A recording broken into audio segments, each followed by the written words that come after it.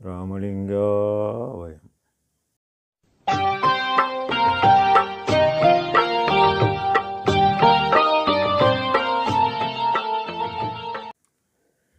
அருட்பெரும் ஜோதி அருட்பெரும் ஜோதி தனிப்பெரும் கருணை அருட்பெரும் ஜோதி எல்லா உயிர்களும் இன்புற்று வாழ்க, வள்ளல் மலரடி வாழ்க வாழ்க.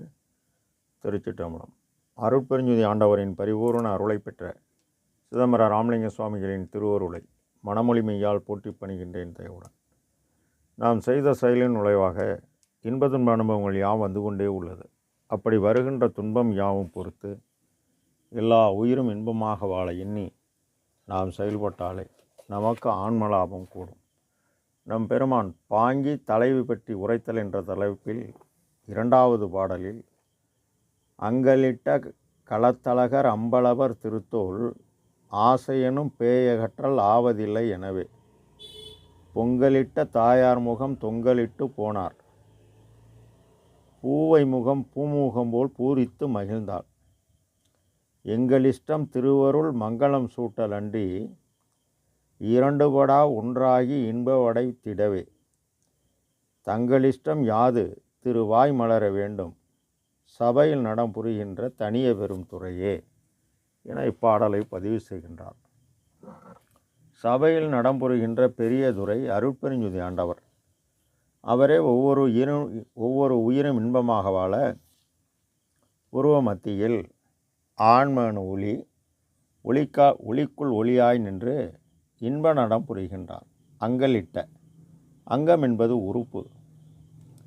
ஆன்மா இயற்கை குணம் ஜீவகாருண்யம். களத்து அழகர் பயன் விளையும் இடம் சபை.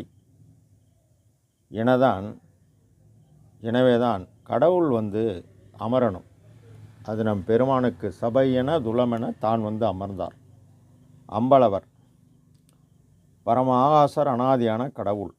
திருத்தோள் 1000 கோடி சூரிய பிரகாசம் உடையவர், பேரொளி பெருஞ்சோதி. அவரை அடைய தன்னோர் மட்டும் செலுத்திய அன்பு விருப்பை அகற்றி எல்லோர் மாட்டும் பரவும்போது அருளாகும். கடவுள் அன்பு வடிவானவர், எல்லா உயிரும் தன்னுயிராக பார்ப்பவர்.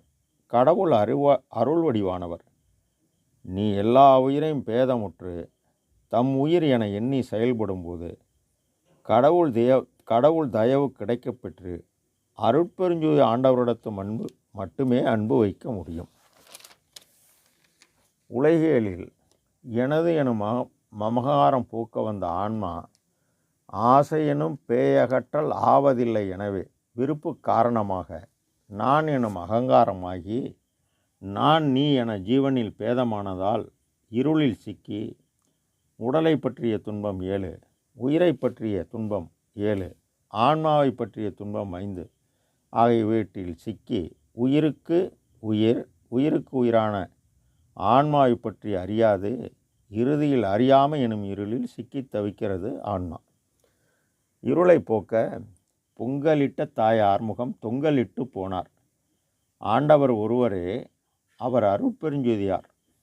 அவரை அறிய தன்னை அறிய தயவு இல்லாமல் போனதால் ஆன்ம அறிவு செயல்படாததால் உண்மை அறியாத மனம் சிறு தெய்வ வழிபாட்டை நம்பி அங்கு போய் பொங்கல் வைத்து வழிபட்டால் எல்லாம் செயல்கூடும் என எண்ணி வழிபட்டு ஒன்றும் கூடாததால் முகம் தொங்கவிட்டபடி சென்றாள்.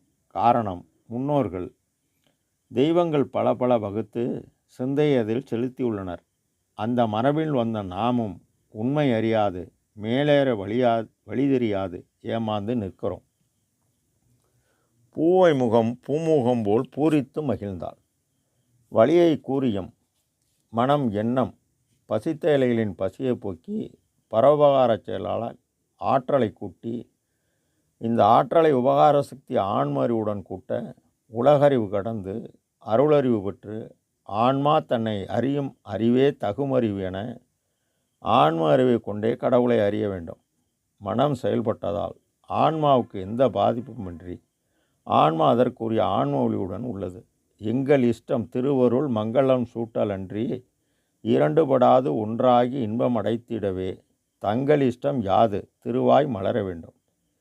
எங்கள் இஷ்டம் என்றும் அழியாத கடவுள் தயவை நான் பெற்று நீ வேறு நான் வேறு என்று இரண்டுபடாது ஒன்றாகி இன்பம் அடைந்திட வேண்டும். தங்கள் விருப்பம் யாது திருவாய் மலர வேண்டும். பரமாகாச சொர்பராகிய அநாதிய கடவுள் உன் உள் புருவமத்தியில் உள்ளார். அவர் எல்லா உயிரிலும் உள்ளார்.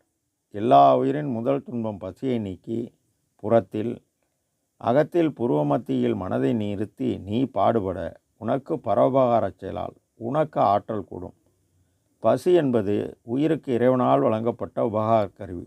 அந்த பசியை நீ நீக்கி ஆற்றல் பெற்று உறைமனம் கடந்து ஆற்றலை பூரணமாக பெற்றால் உபகார சக்தி ஆன்ம ஒளியாகிய அறிவுடன் சேர்க்க அறிவினில் ஓர் அறிவு பெற்று உலகறிவு கடந்து அருளறிவு விரும்புவது அருளறிவு ஒன்றே அறிவு பெற்று விருப்பை முற்றிலும் நீக்கி எல்லா பற்றுகளையும் பற்றற விட்டு ஆண்டவரிடத்து அன்பும் உயிரல்பால் தயவும் கொண்டு அன்பராகி அன்னவிரயம் செய்ய இறைவனின் அருள் ஒளி வந்து தானே ஆன்ம ஒளியுடன் கூடினால் சபையனது உளமென தான் அமர்ந்து பாதுகாப்பு வழங்கி சத்திய ஞான சபை என்னுள் கண்டனன் சன்மார்க்க சித்தியை நான் பெற்று கொண்டனன்.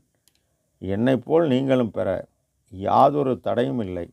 அஞ்ச வேண்டாம், இது சத்தியம் என சபையில் நடம்புரிகின்ற தனித்த பெரிய துறை நம் பெருமான் மூலம் நமக்கு அருளியுள்ளார்.